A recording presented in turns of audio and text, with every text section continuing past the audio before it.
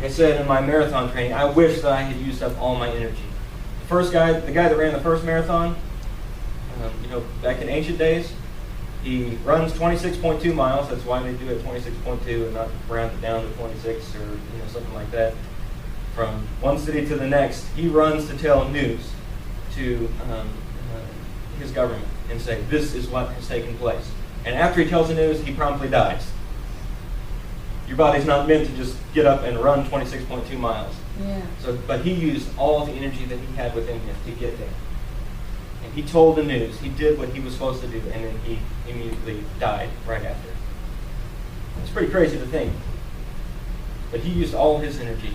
And I wish, at least for my half marathon, it's half the distance, but I wish, not that I would have died at the end of it, but that I would have been spent, and I would say, I gave it my all. There's nothing more that I could have given. And yet, I was like, okay, I'll help you get this stuff over. I'll do all this extra walking. I'll go upstairs and downstairs, and then I'll end up driving home. It's not easy to stay awake when you're driving after you run that long a distance, but somehow I managed. And yet, I wish that I had gotten a hotel room there, and just been able to just crash right there. But because I had run with everything that I had. And Paul says, I press on. And it actually, the Greek word dioko from this, press on, actually gets its definition from this. The idea of pressing on in order to win the prize. Is I press on. Or also another definition of it is just to seek after eagerly or earnestly. That idea of exerting every spiritual muscle so that you gain the goal, that you achieve the goal. In the preceding passages I just said in opening chapter 3, Paul has just laid out his accomplishments and equated them to rubbish. Here he puts both his good and his bad on display and says, it's all behind me. I run. I'm forgetting what lies behind and straining forward to what lies ahead. Anybody watch any of the Olympics? Anybody into the Olympics? Like, love the Olympics? Go USA, all that kind of stuff. Well, they just had the U.S. trials to see who was going to actually represent the United States in the Olympics, and they had a tie in one of the women's races. I don't know how you get a tie, but they actually figured out, okay, there's a tie. And they went back and they were looking at it, they tried to figure out how we're going to decide this. We didn't have any rules in place for how to break a tie in a race. So they said, well, we'll just flip a coin. Which seems really kind of, one, arbitrary, and also kind of mean to the person that doesn't win the coin flip. But one of the racers actually said, okay, I'll just let my friend run. They were actually good friends. She said, she can run and represent the U.S. in this race. That's fine with me. But if you see pictures, the photo finishes, and you see people who are crossing the finish line, what are they usually doing? Usually they got their arms back and they're stretching forward with everything they have as they cross that tape, because they want to be the first. They want to be the first one to win. They want to be the first one to reach that goal, and they give it everything they've got. That's one of the coolest things about the Olympic sports, is watching people just give it their all, representing their country and saying, we're here and we're representing our country and we're giving it everything that we've got. Whether we win or whether we lose, we're giving it everything we got. And I think that's exactly what Paul is talking to us here about. He says, forgetting what lies behind and straining forward into what lies ahead, I press on toward the goal to win the prize. Press on toward the goal to win the prize. When I run a half marathon, I don't get a prize. I get a medal that says, congratulations, you ran 13.1 miles. You're crazy. Basically, that's what I get. And I'm okay with that. I mean, I sign up for this. I actually pay money to do this. Who does that? I mean, really. You pay money to go run 13.1 miles. It seems ludicrous, but it's an opportunity to do something. Maybe, like in my instance this time, to make a difference. But press on toward the goal to win the prize. Anybody like to win stuff? Anybody like winning things? Of course, we often like winning things when we don't have to do anything. Fill out this form and congratulations, you just won a brand new t-shirt. Or you just want a brand new iPhone, or you want this, or you want this, or you want this, or a 7-day trip to the Caribbean, or whatever. We often don't like to do things like that. Or we don't like to have to exert ourselves in order to win a prize. We've gotten this, today's society just seems so lazy a lot of times. It's like, oh, if I can just send this in, Publishers Clearinghouse, I mail this in, and maybe I'll win millions of dollars. It will be fantastic. I win the prize without actually having done anything except write something. I burn maybe 1/10 of a calorie doing that. But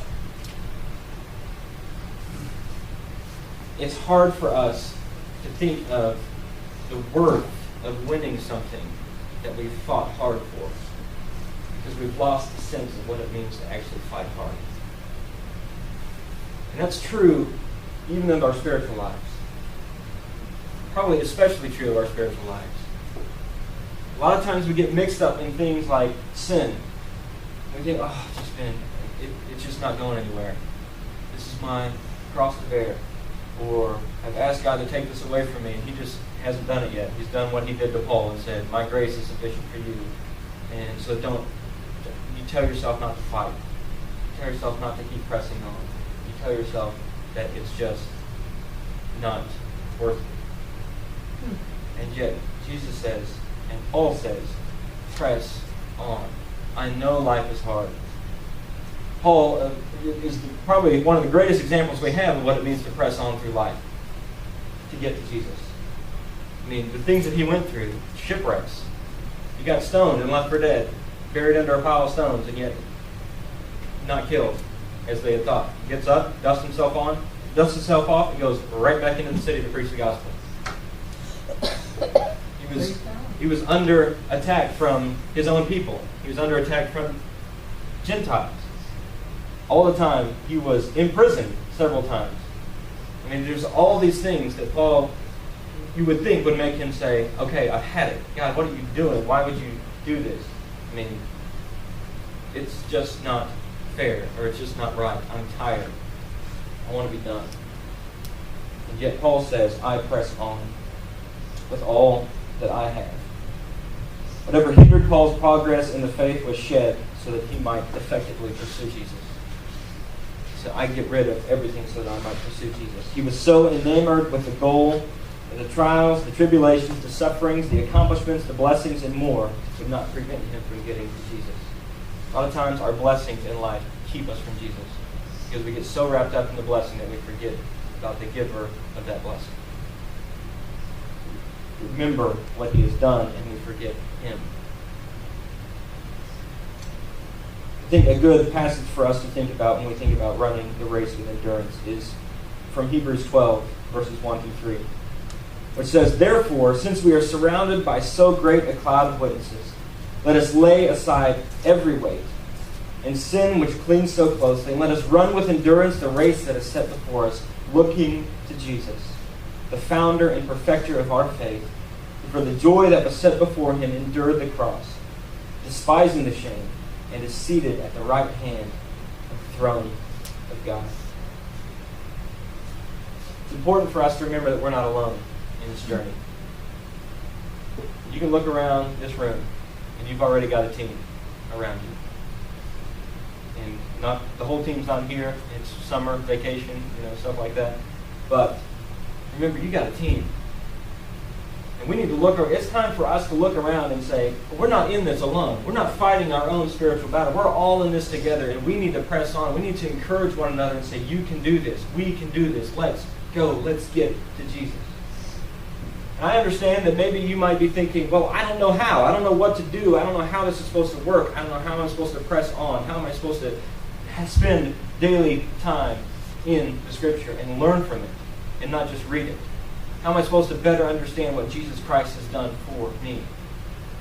There are people in this room that you can look at and you can go to and you can ask, say, how did you do it?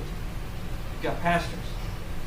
Say, how do you do it? How do you stay in the Word effectively so that you are refreshed and renewed every single day, even in the darkest of days? Pastor Chuck will be a great example in these days because of what he's going through, what he's experiencing. And yet, I pray that his faith is strengthened in this, pray that he knows Jesus more on a deeper level, that Christ sustains him even in the darkest of days. And I hope that you will do the same. But the writer of Hebrews says, let's run with endurance the race that is set before us, looking to Jesus. Some of us, I think back to the marathon. I couldn't see very far in front of me. There were just people everywhere. So I didn't know the road that was ahead. I just knew I needed to go that way. I needed to go toward the starting line. And then I just needed to basically follow where everybody else was going to get to the end. And for us, that's also true of us. We may not be able to see Jesus. The days may be dark. Sin may be clinging too closely to us. And it may be difficult for us. But we need to find those people who are running after Jesus, and we need to latch on and say, let's go.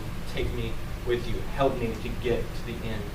I can't see Jesus right now. I know he's there, but I want to get to him. If I can get to him with you, if you can help get me there, if you can lead me in the direction of Jesus, please do. If you are struggling today, if your faith is waning, if you're having a hard time finding and following Jesus, then find someone here and ask them, be honest with them and say, I'm struggling, help me out. Whatever's keeping you from getting to Jesus, throw that off, as the book of Hebrews says. Throw it off and just run. Go after it with all that you've got.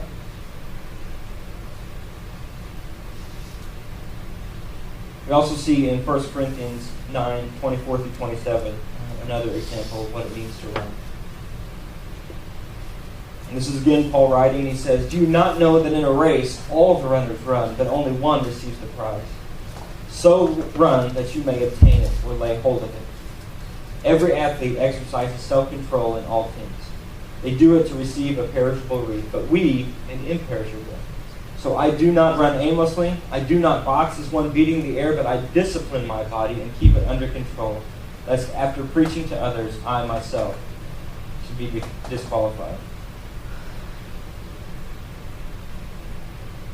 Again, it's that idea of running to win the prize. Not just running for the accomplishment of running. Not just hoping that you'll get to the end and Jesus will be like, oh, great, thanks, you made it. Come on in.